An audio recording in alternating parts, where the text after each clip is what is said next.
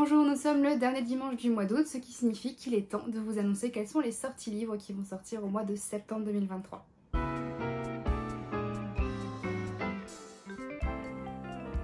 Comme chaque mois en France, il y a plusieurs centaines de livres qui vont sortir, je ne peux donc pas tous vous les citer, c'est pas possible, je n'ai pas assez de temps pour ça. Je fais donc un choix parmi les livres, les genres ou les maisons d'édition que je suis et qui m'intéressent, et donc voici cette sélection.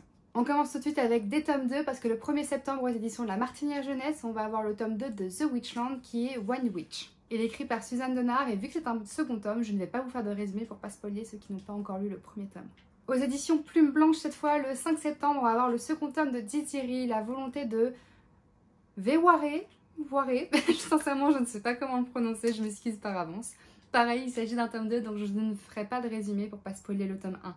Le 6 septembre aux éditions Hauteville, cette fois, on va avoir le second tome des Reines Maudites écrit par Alison Ware, ou Ware, je ne sais pas trop comment on le prononce. Ce second tome sur les femmes emblématiques de Henri VIII vient nous raconter l'histoire de la charmante et fougueuse Anne Boleyn qui, portée par son ambition, finira par céder au roi, ce dernier voulant à tout prix posséder cette femme. Une véritable plongée en eau sombre aux côtés de la plus célèbre épouse du roi Henri VIII. Le 6 septembre, toujours cette fois aux éditions Big Bang, on va avoir le premier tome de Chaos and Flame écrit par Tessa Grayton et Justina Ireland. Il s'agit d'une romantaisie young adulte comme toute la collection de Big Bang, pleine de complots et de dragons. On va y suivre les aventures de Darling qui n'a plus aucun souvenir de sa vie avant le massacre de sa famille par la maison Dragon. Elle doit sa vie uniquement à la maison Kraken qui est sa famille d'adoption. Et lorsqu'elle apprend la capture de son père adoptif, elle jure de le sauver. En parallèle, on découvrira aussi Talon, le prince de la maison Dragon. Il est celui qui mène les troupes d'élite de son frère Caspian, et un jour, en pleine bataille, il tombe nez à nez avec une fille qui ressemble trait pour trait à celle que son frère peint de façon obsessionnelle depuis son enfance. Talon et Darling vont alors être pris dans plein de complots, d'intrigues politiques, une guerre entre toutes les maisons et un jeu dont seul Caspian connaît les règles. Ça, c'est un livre que j'ai précommandé, moi, du coup, parce qu'en plus, je vous mettrai l'image quelque part. Big Bang nous prévoit une très jolie édition reliée avec une image sous jaquette que je trouve incroyable. Toujours le 6 septembre, cette fois aux éditions BMR, on va voir la nouvelle trilogie de Witch and God, toujours écrite par Liv Stone, qui cette fois va se concentrer sur les dieux du temps, dont le premier tome est le chant de Pasiphae. On est ici sur une histoire qui mêle romance, sorcière, mythologie grecque et voyage dans le temps. Pasiphae va utiliser une boussole d'amour pour espérer trouver sa moitié. Mais elle va alors être projetée à travers le temps et l'histoire et se retrouver en plein milieu de la guerre de Troie. Guidée par le dieu de la peur Phobos, elle va essayer de mettre la main sur le Palladion qui est une chronique d'Athéna et aussi la seule clé de son retour dans son temps. Elle va cependant devoir faire très attention de ne pas bousculer le temps et l'histoire. Elle découvrira alors petit à petit qu'elle n'est pas totalement indifférente au charme de Phobos. Et si la boussole l'avait finalement menée sur le bon chemin? Ensuite, le 6 septembre, cette fois aux éditions Brajlon, on va avoir le tome 2 de Tarot qui est écrit par K.D. Edwards. Ici, j'ai le premier tome. Donc du coup, je vous ferai pas de résumé du tome 2 pour ne pas spoiler les personnes qui n'ont pas encore lu le tome 1. Personne dont je fais partie d'ailleurs, vu que j'ai récupéré le livre il y a 2 jours au moment où je tourne cette vidéo. Ensuite, on se retrouve aux éditions Hachette Rose et leur rayon de l'imaginaire avec le 6 septembre, le deuxième tome de Éclat dormant qui est Éclat miroitant.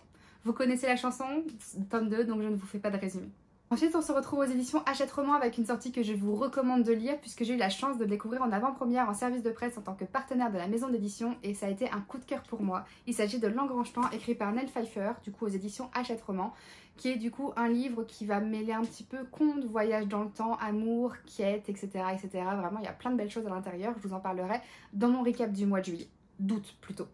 En plus de ça, l'édition reliée est vraiment magnifique. Là, on le découvre comme ça. Hop, le dos. On a un très joli jaspage sur tous les côtés. Et sous la jaquette, le livre ressemble à ça. Moi, je suis fan du livre sous la jaquette. Voilà, je le trouve vraiment très beau sous la jaquette. Et à l'intérieur, on a des petites illustrations. Hop, des personnages de ce côté-là. Et un paysage de ce côté-là. Donc pour vous raconter un petit peu l'histoire, on va suivre les aventures de Sophie, Sophie de la Pointe, qui est une chronolangue, c'est-à-dire qu'en fait elle a la capacité, elle a appris à pouvoir parler aux Oranima, qui sont des petites horloges animées d'une âme, et qui du coup savent parler aux personnes qui maîtrisent le chronolangue. Et son quotidien d'horlogère va venir être perturbé lorsque un jour Dimitri, le frère du roi, vient lui apporter une drôle de petite machine et lui demander de la réparer, et il s'avère que cette petite machine est en réalité un engrange-temps, une horloge très rare qui a la capacité de voyager dans le temps. Poussée par l'envie de revoir son père qui vient de mourir récemment de façon mystérieuse, Sophie va accepter d'aider Dimitri et va alors se retrouver propulsée à travers l'histoire de la cour royale. Mais elle va vite comprendre qu'on ne joue pas avec les lois du temps sans en payer le prix.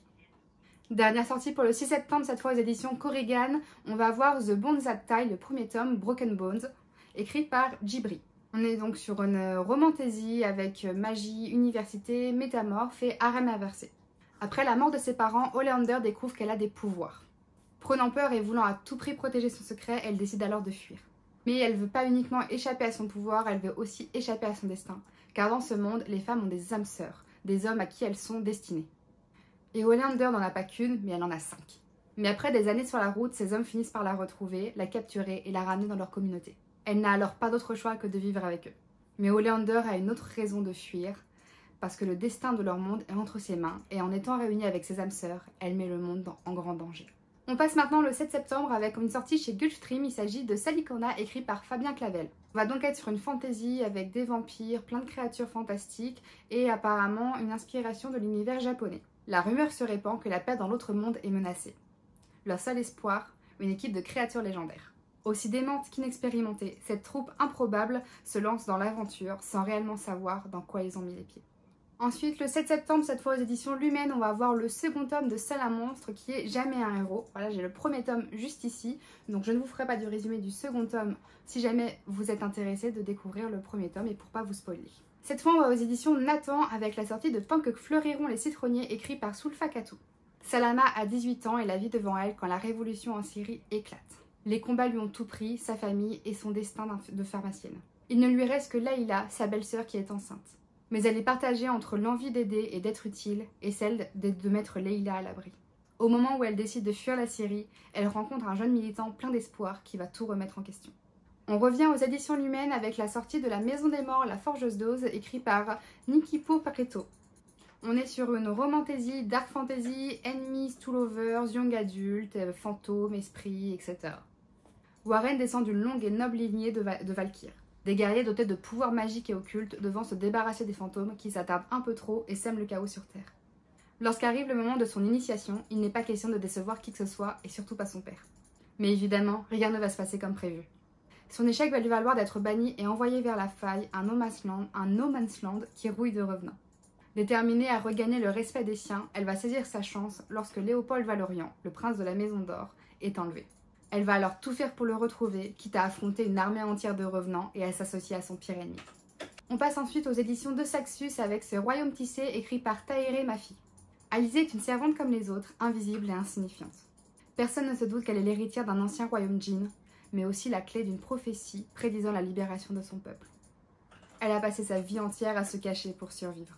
Karman, le prince héritier du royaume, a de son côté entendu la prophétie qui prédit la mort de son grand-père et est prêt à tout pour la déjouer. Il se doit alors de trouver la menace et de l'éliminer. Ses soupçons vont vite se poser sur une jeune servante aux yeux et à la force étrange. Jamais il n'aurait pu imaginer qu'elle allait un jour bouleverser le royaume et le monde tout entier. On passe ensuite au 8 septembre avec un livre auto-édité qui sera uniquement disponible à l'achat sur Amazon puisque l'autrice passe par Amazon pour faire éditer son roman justement. Il s'agit des Noces d'ombre et de fumée écrit par Olivia Gomez. Sous la République de fumée, la magie est mortelle pour les femmes et seuls quelques hommes naissent avec ce don. Priya est une recluse appartenant à une sororité totalement coupée des lois patriarcales. Mais sa liberté va totalement voler en éclats lorsque son père décide de la fiancer à l'héritier des Doges. Pour protéger ses sœurs, elle n'a pas d'autre choix que d'accepter. Mais au cœur de ce palais corrompu, Priya est prête à tout pour enfin abattre la dynastie de fumée. On passe maintenant au 13 septembre avec aux éditions Rajo, la dernière Amazon écrite par Estelle Fay. Élevée par sa grand-mère dans les bas-fonds d'Athènes, Lysia a appris à survivre. Mais son destin bascule lorsque l'oracle lui annonce qu'elle est la dernière descendante et héritière du royaume légendaire des Amazones. Même si elle refuse ce destin trop grand pour elle, elle devient très vite la cible des dieux de l'Olympe ainsi que de plusieurs rois humains. Obligée de fuir, elle va alors lutter pour tracer sa propre route et sa propre destinée. Le 14 septembre, cette fois aux éditions de Saxus, on va voir Cache-Cache Mortel écrit par Kirsten White. Je pense que c'est un livre, attention, pour public averti. Je ne l'ai pas lu, mais d'après le résumé, je dirais environ 16 voire 18 ans. Ça dépend de la façon dont la violence est explicite dedans, mais je pense qu'à partir de 16 ans, ça devrait le faire. Dans un parc d'attractions délabré, 14 concurrents ont 7 jours pour gagner ce jeu. La règle est simple, rester caché le plus longtemps possible, avec à la clé 50 000 $. Mac y voit une opportunité de changer sa vie. Mais lorsque ses adversaires commencent à disparaître mystérieusement les uns après les autres, elle comprend que le seul moyen de survivre est d'affronter en groupe ce qui les pourchasse. Le 20 septembre toujours, et cette fois aux éditions Hachette Roman, on va voir le second tome de Persona écrit par Yelena. J'ai lu le premier tome au mois d'août, je vous en parlerai dans mon bilan de mes lectures du mois d'août, mais j'ai beaucoup aimé cette lecture et j'ai vraiment très hâte de découvrir le second tome. Vu que c'est un tome 2, je vais pas vous faire le résumé du tome 2 pour pas vous spoiler, mais je vous laisse aller découvrir ma chronique de ce premier tome sur mon compte Instagram si vous le souhaitez. On reste sur le 20 septembre avec cette fois une nouvelle sortie de la nouvelle saga de Morgane Moncomble. Ça va être une saga sur les 4 saisons, elle va sortir un livre par saison et je trouve que ce système est vraiment très original et limite il me donne envie de le lire alors que les romances contemporaines c'est pas forcément mon truc, mais ce système de saison je trouve ça vraiment très beau. Donc ça m'intrigue un petit peu, je dois l'avouer. Je vous lis le résumé du livre. Future avocate, Camélia est passionnée de crimes non résolus. Et c'est une chance, puisque Rory, son ancien bourreau, vient de disparaître et de mourir mystérieusement. Le présumé coupable est Lou McAllister, le meilleur ami de Rory, qui lui aussi l'a harcelé quand elle était plus jeune. Camélia saisit cette chance pour enfin résoudre sa première enquête et satisfaire sa soif de vengeance.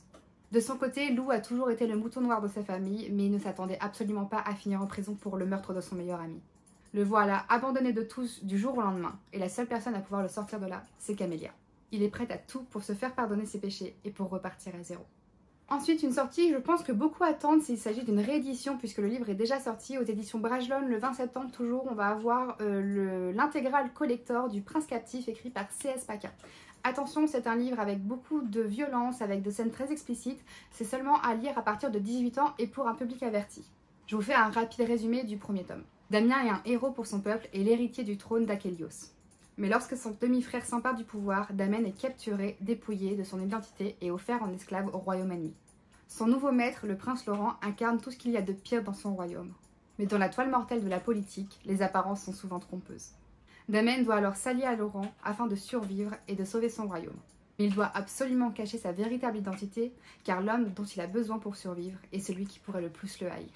Alors ça c'est un livre dont j'entends énormément d'avis depuis un petit bout de temps, aussi bien de très mauvais que de très très bons, et donc j'ai vraiment très hâte de me faire mon propre avis parce qu'on le décrit de façon totalement opposée et donc j'ai envie de découvrir par moi-même ce que c'est, et je dois avouer qu'en plus l'édition est magnifique et ça revient à moins cher d'acheter cet intégral collector que d'acheter le livre de façon indépendante, donc moi je me suis dit que c'était l'occasion idéale donc je l'ai précommandé.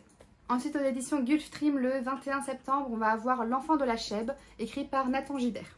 On est sur une fable écologique et poétique qui prend racine dans un désert lointain, reflet de nos préoccupations actuelles.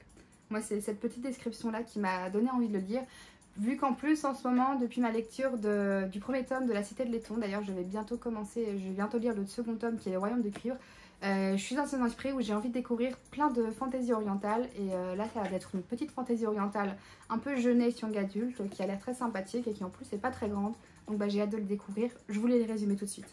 Djibril est un enfant du désert. Nomade, il se déplace avec son clan sur des glisseurs des sables, au gré des pluies courtes et rares qui font apparaître la chèvre. Cette prairie éphémère, source d'alimentation, est un véritable miracle pour les habitants du désert. Mais le quotidien du garçon est bouleversé quand sa famille est enlevée alors qu'il est en exploration. Accompagné d'un robot défectueux et d'une razawak, herbivore aussi têtu que placide, il se lance, du haut de ses 9 ans, dans la traversée d'un désert aux multiples dangers, à la recherche des siens, comme de lui-même. Car la chèvre est bien plus qu'une simple prairie, et Djibril n'est pas un enfant comme les autres. Donc voilà, une petite fantaisie orientale, enfin, dans le résumé, on saisit pas trop la notion de fantaisie, mais je pense que la phrase que la chèvre est bien plus qu'une simple prairie et que Djibril n'est pas un enfant comme les autres, c'est la partie fantaisie qui est un peu mystérieuse et qu'on ne connaît pas pour le moment. Et bah j'ai hâte de la découvrir et je vous en parlerai lorsque je l'aurai lu. On passe maintenant à la fin du mois de septembre avec le 27 septembre aux éditions Bayard, Destin cruel, le premier tome d'une duologie écrite par Kelly Smith. Bienvenue à Illustros où le destin des sorcières est défini par la magie des dés. Kala, dont le pouvoir est de voler la magie des autres, veut déjouer son destin funeste. Elle a déjà récolté 3-6 en lançant les dés et au bout du 6e, elle risque de devenir une guerrière de sang et d'être déclarée ennemie du pouvoir. Elle décide alors de fuir et de se cacher avec ses amies Anna et Delphine. Sur leur route, elles vont rencontrer Ezra et Gideon, deux princes. Et comme Kala, Gideon a déjà récolté 3-6 aussi. Et d'après lui, il existe un moyen de changer leur destin. Retrouver un puissant magicien capable d'effacer le lancer des dés. On est donc sur une romantaisie young adulte et je trouve que ce côté dés a un côté totalement Donjons et Dragons que je trouve assez sympathique.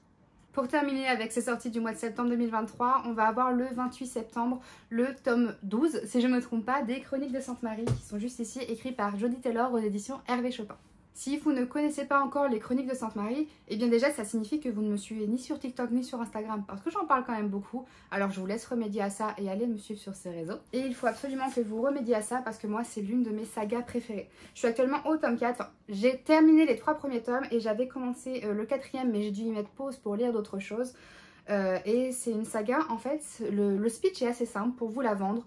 Il s'agit d'historiens qui voyagent à travers l'histoire pour étudier l'histoire et je trouve le concept incroyable. Moi je suis une très grande fan d'histoire depuis toute petite. Je fais partie de ceux que quand on leur demande c'est quoi le pouvoir que tu aimerais avoir, je dis voyager à travers le temps et l'espace.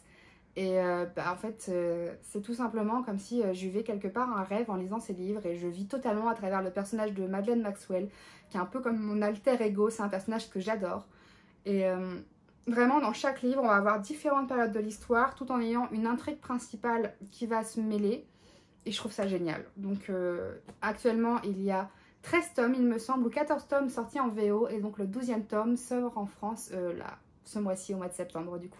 Donc voilà, c'est tout, même si c'est déjà pas mal pour les sorties de septembre 2023. N'hésitez pas à me dire en commentaire s'il y a des livres dans le lot qui vous intéressent, que vous ignorez qu'ils allaient sortir, que vous avez dans vos wishlists, que vous les avez même peut-être déjà précommandés. Moi de mon côté, comme je vous l'ai dit, j'ai déjà précommandé l'intégrale de Prince Captif ainsi que Chaos and Flame chez Big Bang. Voilà 2 livres que j'ai hâte de découvrir. Et puis sur ce, je vous souhaite une très belle journée et de très belles lectures. Et surtout, n'hésitez surtout pas à liker la vidéo, à laisser un commentaire, à vous abonner si vous voulez voir un peu plus de contenu et ne pas louper mes prochaines vidéos. Et puis si l'envie vous dit, je vous laisse aller jeter un petit coup d'œil à mes comptes Instagram et mes comptes TikTok. Belle journée à vous!